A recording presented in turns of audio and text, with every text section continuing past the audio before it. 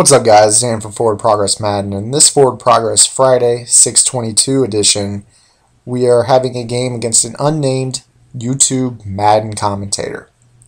In this game, I'm the Green Bay Packers and my opponent is the New York Jets, and you're going to really see a unique offense against a unique defense, and we're going to test out the old adage, what's better, a good offense or a good defense?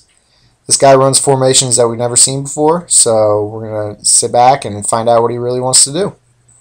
As you can see, I've got the ball first, and just going through and running this tape back in my memory, there's a few times where I make some mistakes, a few times where I make some really good calls, but that's what's good about these commentaries is that I can go over my mistakes with you and help take you through what goes through my mind when I'm playing the game.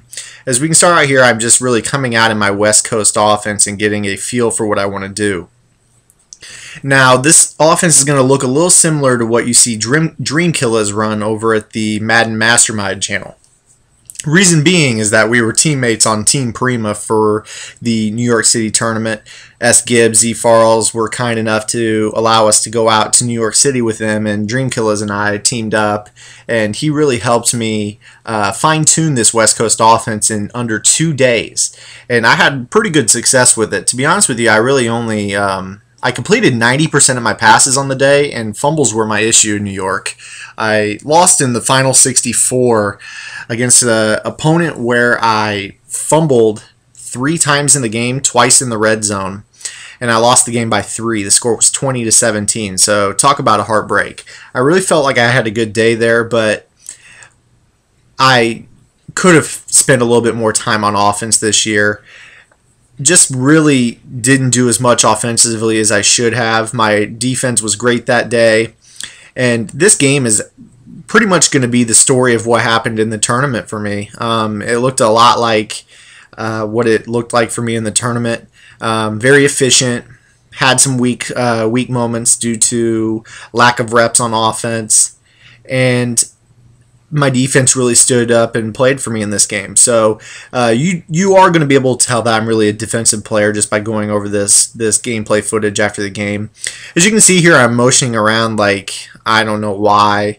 I believe I was having a little bit of lag issue before the game, and really I'm just starting to get a feel for what he wants to do on offense. The first couple of plays, he has brought edge heat while having 2 spies and a contain opposite. So it's been pretty good as far as applying pressure and not allowing me to get out and run with Rodgers, but he did a good job holding onto the ball for me. There was a couple times where I took hits that I shouldn't have taken. Really just starting to get a feel. He gives me a lot of trouble early in the game with this defense, and it's a pretty good defense, and really he applies a lot of pressure, which if you could do that with the New York Jets, that's excellent because they've got the best 1-2 corner tandem in the game, and Darrelle Revis and Antonio Cromartie. So really here he looks like he's in some sort of nickel set. It might be the 4-1-6. Right here on 3rd down, I'm really just trying to find out what he is in. I haven't been paying attention. Lots of quick passes. There I go ahead and I just pick up the 1st down by staying up in the pocket, not allowing the edge heat to get to me. And right here, I'm going to hit him for a touchdown, and this was a fortunate touchdown for me because the throw angle was really affected by the lag. Here, I meant to really cut that off, and I couldn't click on in time. The 2 plays before where I motioned 3 or 4 times, that wasn't on purpose. I was trying to motion snap, but the lag was kind of getting to me. But fortunately there, I didn't pay for making a bad user play there, and we take a 7-0 lead after this extra point. And I'm content with that because I took a decent amount of time off the clock to start the game, and I ended my drive in 7. You know, if I would have ended that in 3, that could have been something that I would have considered a failure for my first drive, because you don't want to take such a long drive and only end in getting 3. That's a win for the defense, in my opinion. So right here, I'm coming out in the 4-2-5 offense, or defense rather, and I'm using the D flip package to get Clay Matthews at my right defensive end on the screen, left defensive end on the depth chart. I set Clay Matthews as the right defensive end. And the reason being is that I run this dime heat and I run the 4-2-5 heat. So if I'm going to come out in the 4-2-5 every single down, but I want to be able to get Clay Matthews at the left defensive end on the screen and the right defensive end on the screen without having to make the manual subs to take time in between snaps and not have enough time to set up my defense when I come out. As you can see here, my opponent's really running a unique offense to start the game. He's in this Philadelphia playbook, it looks like, with the Philly quads, where he's got the bunch with a flanker to the outside of it. So man coverage is something that you're going to struggle to run against a quad set, simply because you're going to get an immediate tell if your opponent goes into a quad set.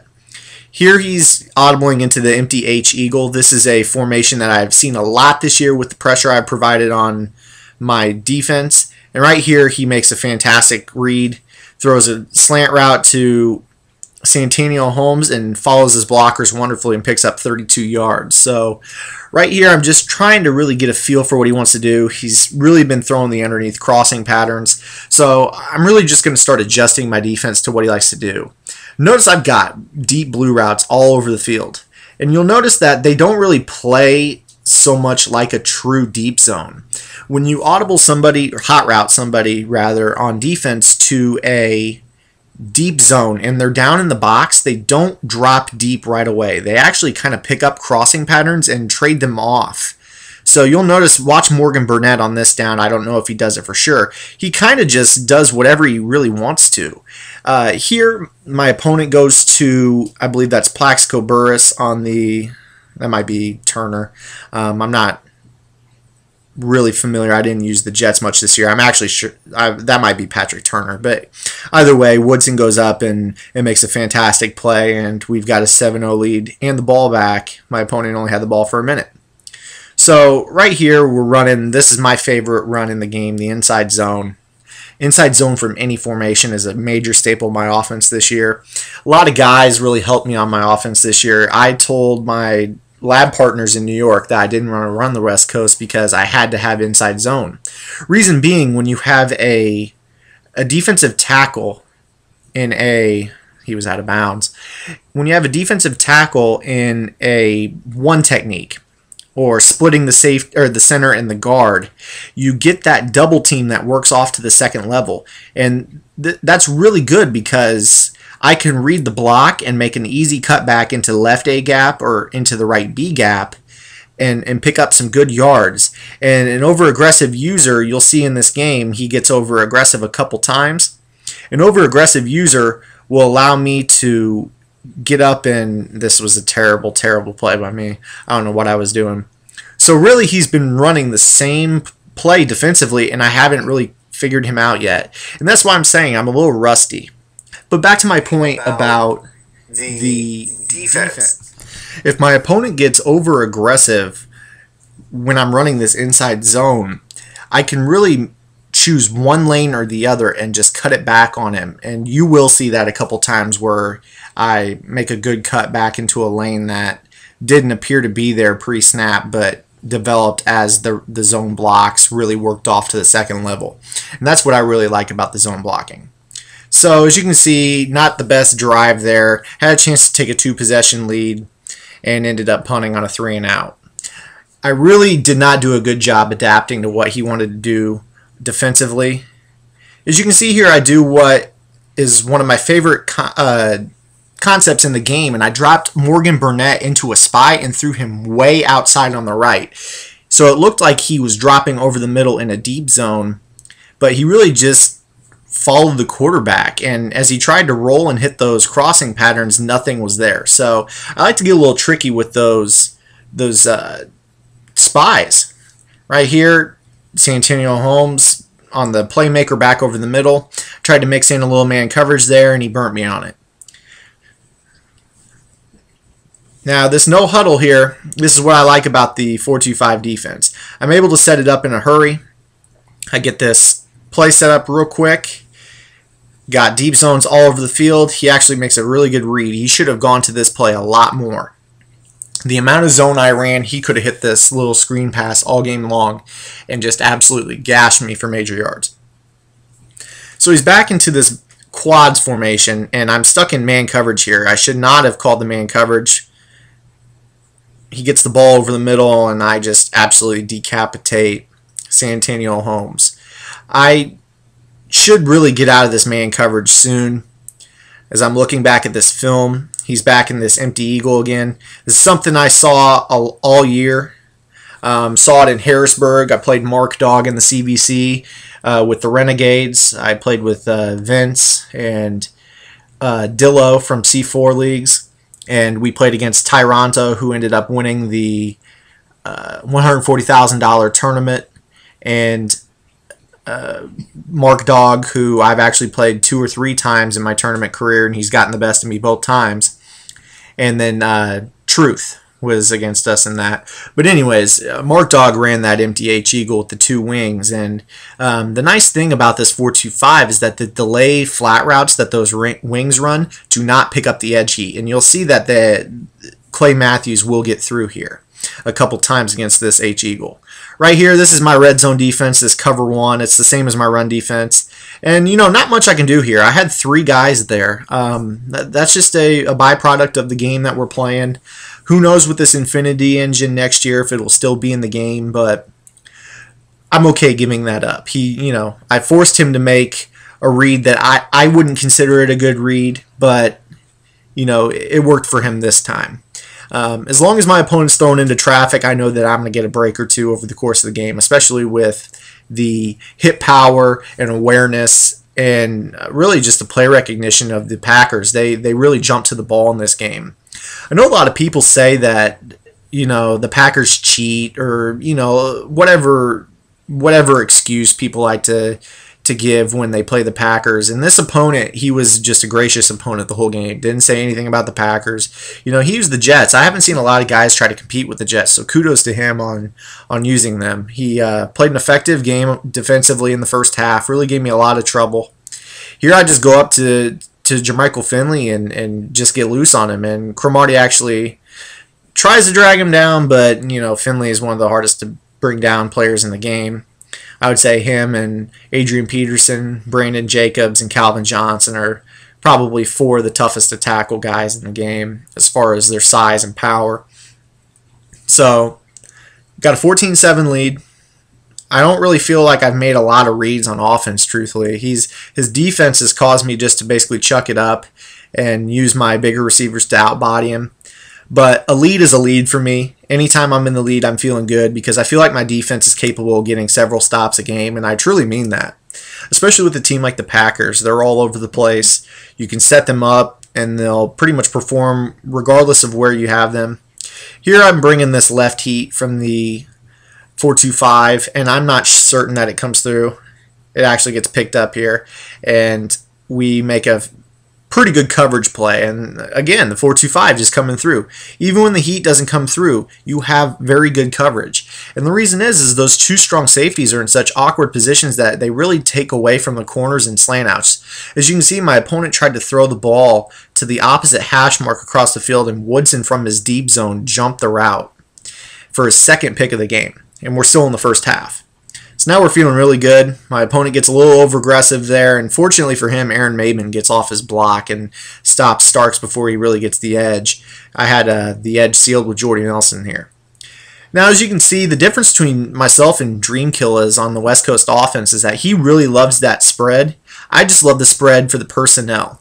Now, while a lot of people really like big tight ends who are unbumpable as is, and can get really, really big over the middle, I like Donald Driver.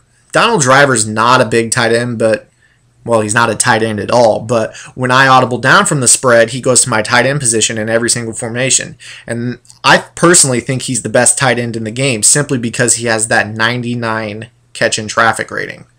And here's the inside zone again. Make that cut back into that lane that you wouldn't see pre-snap, but as you can tell, the guys work to the 2nd level and really give you a cutback lane. And if I have a hunch about Madden 13, I think the inside zone is going to be one of the best quick hitting runs there is for this game. Right here, bad read by me. He should have picked this off. I don't know if he was holding the swap button or what, but man, that was just absolutely terrible. Should count my blessings there because he ought to be taking that ball the other way still right now and tying up the game. Here on 3rd and 1, this is where I'm rusty. You know, I hadn't played a full game besides the previous full game Friday against a ranked opponent. As you can remember, that game was not that entertaining. It was over at halftime. Haven't really played a full competitive game, you know, or an opponent that was a solid opponent like this in over 5 weeks. So that stop by him was more of the result of me just making a bad choice play call wise. I don't know why I decided to run with Aaron Rodgers when I had, you know, I've been being successful with James Starks for the most part in this half. But we have a 17-7 lead, 29 seconds left in the half.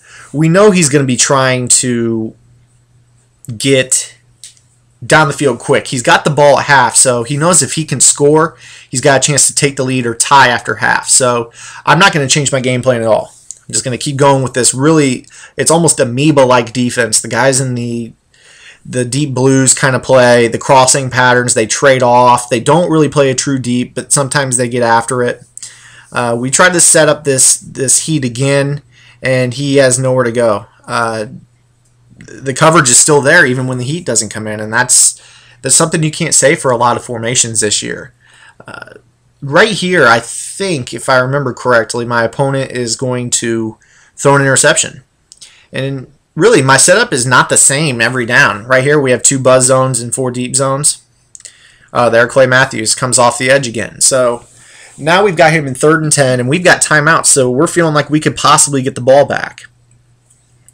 Right here, trying to get Clay Matthews back to the other side, as you can tell.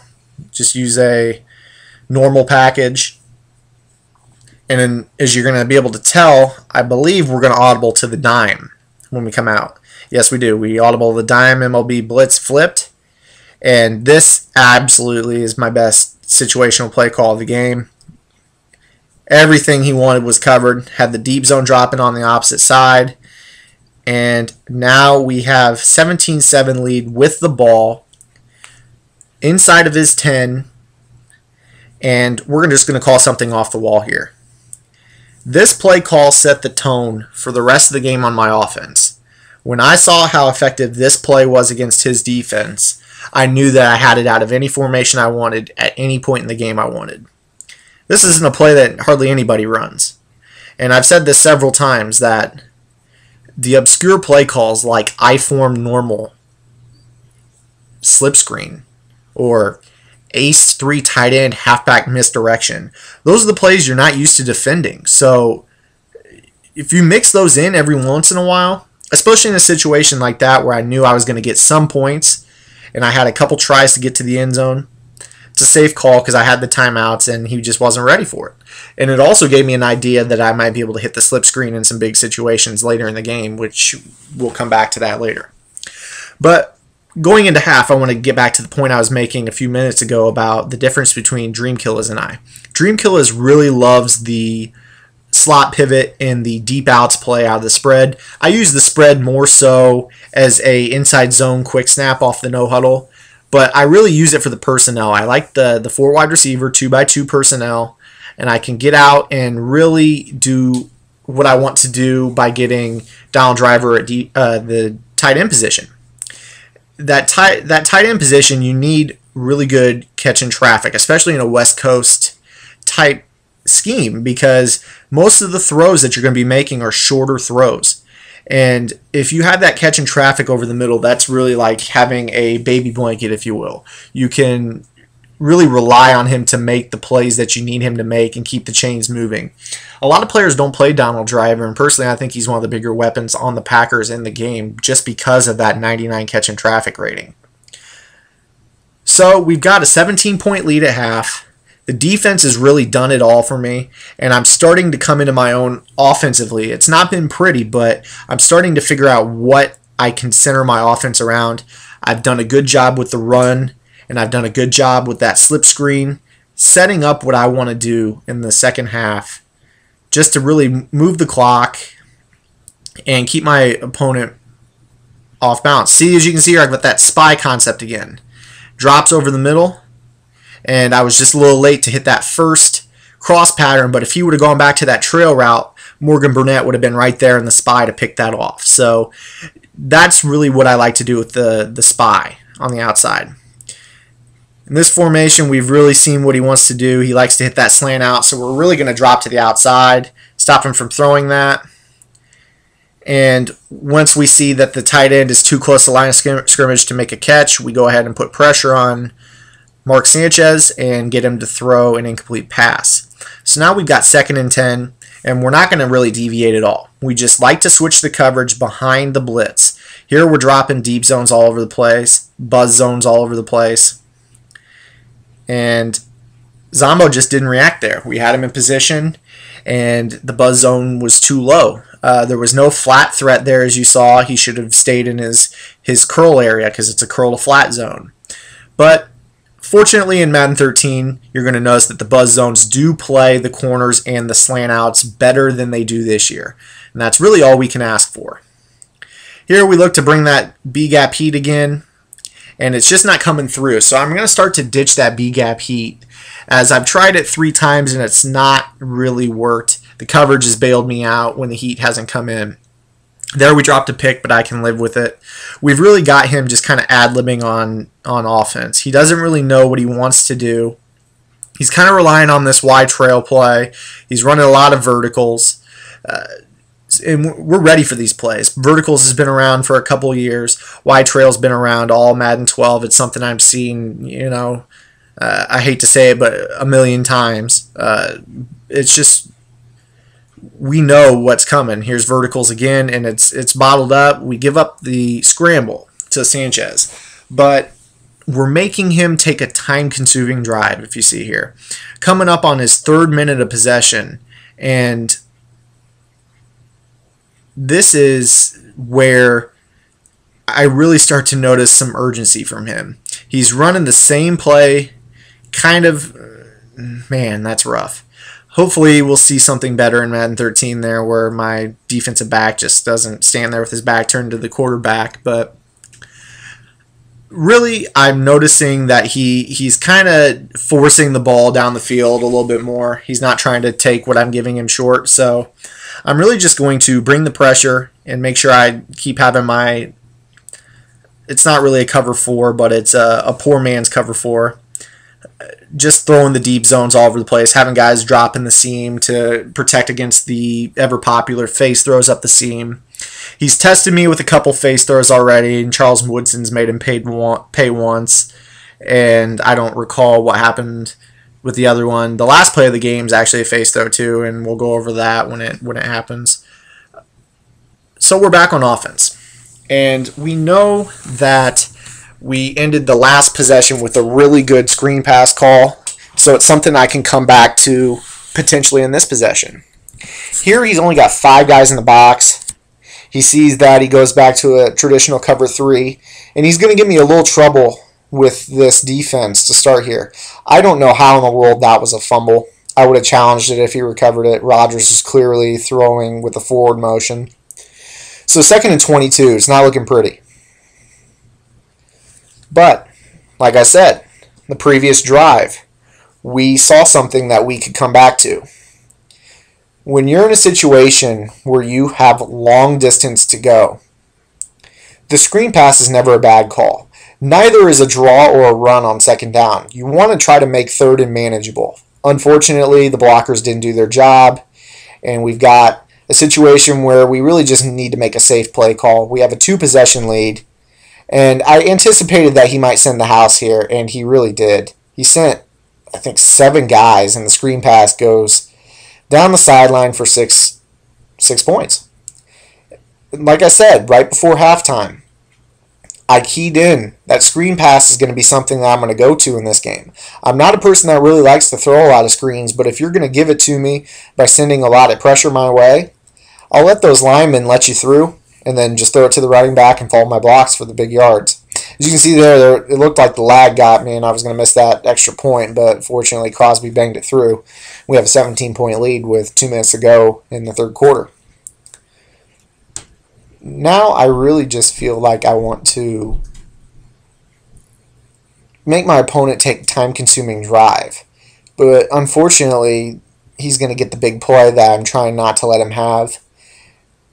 I believe he does on this drive anyways. We'll go ahead and see. I'll remember it as we get closer to it. Take you what's going through my head here. I've just been running this free safety middle 3 every single down and just adjusting the coverage behind it. Making sure I have somebody responsible for the deep on that seam. Make sure I have somebody dropping to the outside on the left into a buzz zone. There I've got 2 of them because I feel like he's going to go with, well, as he audibles to this, I think he's going to go with the crossing patterns. Right here I'm just going to go with more of a coverage look. I haven't done that all game, and it gives him trouble. He throws the ball over the middle, and Frank Zombo was just a little slow to get to the, I believe that was Santonio Holmes sitting in the left seam. But as you can see, we forced Sanchez to make 3 passes that were intercepted. Here we go with that spy. I user the spy, get a good jam release. And I'm not really concerned about that slant out. And then Keller comes out of nowhere on a deep blue. So something I hadn't seen before. And I figure he's going to go back to it. So I can set up that 4-2-5 heat. Right here I'm in the dime flipped. And the heat is just not coming in at this point. So I am kind of ad-libbing it a little bit. I want him to take his time to get up the field, but I know my heat's not coming through, so that's kind of scaring me a little bit. So right here I kind of get out of my element. I go to the Dream Killers, that would be quarters defense. Try to set it up, but it just doesn't work. And I give up the trail route to Dustin Keller again. So I'm going to audible back from the quarters down to my 4-2-5. And really that's not a personnel we want. You don't want Charlie Pepra at the number 2 defensive tackle. And the reason that the heat doesn't come in there is simply because we have the wrong personnel on the field to make this defense work. So I need to get out of that quarters. I'm going to go back, get back to my bread and butter on defense, and just try to make him take his time. Here I actually go to the man version of my blitz, and it's going to give him trouble. So this is a good adjustment to make. Make the simple adjustments I need to. Clay Matthews comes in off the edge and forces 3rd and 10. And this is where I alluded to earlier in the breakdown that he kind of gets the blinders a little bit. He's forcing the same plays down my throat. I've seen him a few times, not to mention I've seen him all year long. And as you saw, the last play, the trail was not open. Trail concept was not going to work. So I set up that same defense again, the man pressure defense, and Clay is going to get the sack. And he's in the trail again. So now I sense the frustration, and I want to go for the kill shot. He's got 4th and a year to go. So I back up the coverage. I try to bring the same heat from the man coverage again. And Clay again, sack. So Clay, back-to-back sacks, gets me the ball back with a 17-point lead going into the 4th quarter. At this point, it's over. I know they tell you to keep playing through the whistle, but the way the defense has been going, from what he's shown me thus far, unless he's got a whole nother mini scheme to come out in the 4th quarter and completely surprise me, it's pretty much over. I know from previous drives that this is an all-out blitz, and I just don't adapt to it. I know every time from this point on, though, he's going to be sending 7 guys at me when he goes into this defense. And it's nice against the under center because you get sometimes the defensive tackle to come through the A-gap. And you'll see that on one or two of the plays here. So now we're going to the 4th quarter. I have a 17-point lead, like I said. And we really should just start running the ball. But this commentator and I, we're just playing the game for fun. I mean, there's no money riding on the game. Maybe there's some pride running on the game. Here I try to make a rocket catch and click on too quick with Jordy Nelson, looking at 3rd and 14. So what do you think I'm going to go to on 3rd and long? Guess we'll find out. I'll just let you see.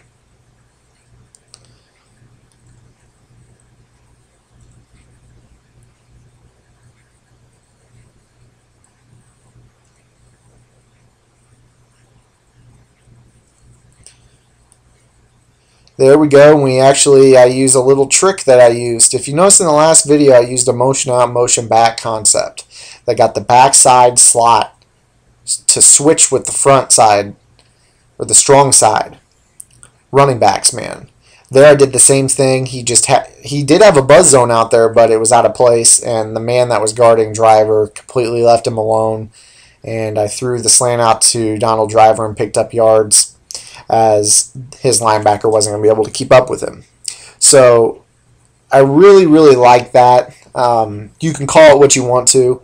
It's something that I like to keep for big moments of the game. It's something that if you're running a man scheme on me, I can come to that anytime I want to, and you won't be prepared for it. And I did promise to get a video out on that, so we will get that out sooner. Right here we have a makeshift cover 4, and I'm using Collins this down. And he hits the seam. And that's perfect example of what I was talking about earlier. The deep zone that I put Morgan Burnett in is not a true deep zone. He actually kind of plays it aggressive and picks up the receiver short. So it's not the best in terms of getting the right there. That's the dream kill his quarters defense. So go check out his breakdowns over at the Madden Masterminds. But what I was talking about was that you can have something like that saved in your back pocket for any time in the game. And I actually went to those plays in tournaments this year, and even guys who set their man assignments on me, I had a couple of them saying, man, I set man assignments. How'd that switch happen? Well, these are the things that if you have them in your back pocket, you can come back to them whenever you want to, even if they've set man assignments. Right there, I can live with that. He went to Turner, or that might have been Burris. Yes, it was Plaxico. It's been Plaxico Burris the whole time. I don't know why I don't know his number. And again, my opponents caught me in the wrong package. He caught me in a formation that I came out in, and he recognized it as not my base defense, and he's been no-huddling on me. So now I have all my players out of position. Clay Matthews is not playing his defensive end role. Granted, he's an outside linebacker in real life. Here I'm back in my red zone defense, and the simple slant out beats me to the pylon for a touchdown. We still have an 18-point lead. Not too worried about it. I mean, the game is over as soon as I want to start running the ball, start running the clock out, but my opponent and I are just going up and down the field. Here I know that last time he used this play in this scenario through the delayed C route to the running back, so I'm going to key in on that until he motions him out. I think he's going to hit this drag back over the middle. Instead, he throws a crossing pattern real late, and he still catches it for 2. But I really made him work for it. So I think he's going to onside surprise kick. So what I do is I come out in the onside recover and I audible back to the normal return formation. What's good about that is the middle guy that's standing on the NFL logo in the middle of the field is your number 4 receiver, and he has good hands and will react to the squib kick or the surprise onside kick every time. So if you suspect the surprise onside kick, always come out in the onside recover and audible to the regular return, and you will stop giving up your opponent the ball back. So if you're one of those players who plays on Virgin Gaming where that's allowed all the time, you might want to do that every down or every time you're going to return. Here I'm going to start getting into run mode just because I want to make sure that I don't play stupid. Here I try to get outside, use my opponent's aggressiveness against him, and my left tackle doesn't hold his block. There I might have had a lane up the seam as my opponent tried to rush through the left B gap and try to pick me up in the backfield, but I made a nice cut and my left tackle disengaged. So right here, we know he's in the blitz again. So I'm going to go ahead and I'm just going to run the screen pass and float it out and pick up yards for the first down. Starks right now 4 for 122. Just taking what my opponent gives me. That is the definition of the West Coast. It doesn't have to be cute. Bill Walsh had a lot of simple pass concepts. He also had a lot of really cute concepts as well. But something as simple as a slip screen just to keep your opponent honest with you, is something that you can add to your offense on the fly. Like I said, I'm not really a screen person. Here, again, keeping my opponent honest. If he's going to blitz the linebacking core and use his safety on my slot receiver, I'm just going to go ahead and run some run and shoot style quick flat passes. Run and shoot's all predicated on 2x2 sets, meaning you have 2 to the left of the quarterback and 2 to the right, and you utilize some motion to make some trip sets. As you're going to see here, I go ahead and I go to Jordy Nelson, motion him across. Not only does it tell me that he's in man coverage because his man follows, I also see these in max protect. So I go ahead and there comes the A-gap. That's what I showed you earlier. I went max protect and the A-gap still came through. So that play is actually dangerous. I keep the slip screen in my audibles just to keep him honest because I don't want that happen. I don't want him to do that again. I believe I said that I kept the slip screen in my audibles. I meant I go back to it whenever I want to, come out in as my call, and I can still audible back to it when there's that switch again. So if you notice the man guarding driver pauses, tries to go guard the running back, realizes it's too far across the field to cover him, and then tries to recover to driver, can't do it. But like I was saying, I keep that slip screen in my mind just because I know that that's something that will be open against this over-aggressive defense. He needs the ball back. He's going to be blitzing, so it's there when I want it. Here, this is where I just get stupid. I mean, I should just take care of the ball right here. I'm ad-libbing. You don't want to do this. I don't recommend doing this with a lead. You know, even a safe lead. You never know in Madden 12 because it's a game where you can fumble while holding the RB button, holding the cover ball button. You know, you can be not holding the sprint button and holding the cover ball, and your guy still will not hold on to the ball. You see, I just get stupid here. 3rd and 21. I'll just be running the ball, falling forward, take my 3 points to make it a 41-22 game, but I don't. Instead, I go back to the slip screen again, and he's in that all-out blitz play again. So this is obviously his 3rd and 20 call on his call sheet. So I'm just going to go ahead and simulate like I'm running that run again by motioning driver in, and I just run that slip screen to the opposite side. And I am gone for 6. So that's 3 times that I've hit the slip screen. I really haven't had a good day passing, to be honest with you, but I just use my opponent's aggressiveness against him. If my opponent's aggressive, hit him with the screen. If my opponent's passive, hit him with the draw. If he's balanced, use route concepts.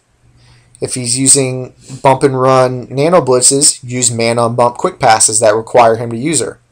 If he's running the 1-5-5 shake or a 4-6 shake, run motion passes that require user, so he can't be pressing the RB left, RB right, RB left, RB right, and user you at the same time. Just do whatever the inverse of whatever your opponent's doing. Do it just to counter what he's doing. Get him out of his comfort zone. So now there's another phase throw. And like I said, I'm content. I've got a 23-point lead. And not to get down on my opponent, but really the only way he's moved the ball on me has been the phase throws and the occasional slant out. Granted, he's made a couple decent reads with crossing patterns, and I think he makes a good one here with the crossing pattern, but his big chunks of yardage have been phase throws. With the new engine next year, that's gone. I mean, I've heard it from every source that I've got. I've got a couple that are in the Game Changers program. You know, it's been reported that this is dead. Here I try to set up a Dream Killer setup real quick, and it just doesn't work. He goes back to that playmaker. He was very good at doing that playmaker this game. Fortunately, I put enough pressure on him to where he couldn't playmaker me too much, but here it is. The play that I talked about earlier that I want to get back to. This is the strafe swat. Here it is. Right here. Don't try to pick this off. All you got to do is hold the strafe button and the LB button, and your defensive back or safety will jump straight up in the air and swat the ball with 1 or 2 hands. And I'm saying this is something that's going to be 80 to 90% effective. Just get it down. It feels awkward at first, but once you get it down, it's something you're going to fall in love with. You're going to stop going for picks on those face throws, and you're really going to start swatting the ball and making your opponent start punting the ball. There it is, Rodgers. 11 for 14 passing in the game, 360 yards and 6 touchdowns. And I didn't do anything fancy. I just threw the ball to the flat if it was open. If my opponent was blitzing, I went to the screen. And if I had the right one-on-one coverage, as you saw there, I went to Jermichael Finley. So that's it for this game. I'll have another Forward Progress Friday. I know that this is getting posted a couple days late, but coming up this Friday, we'll have another game against a subscriber. And don't forget, tomorrow is Strategy Sunday, where I'll be coming out with some X's and O's tips for those of you who like to play in, I don't want to say sim leagues, but leagues that like to stick to what you see on Sunday. So tomorrow, look out for that. And until next time, guys, thanks.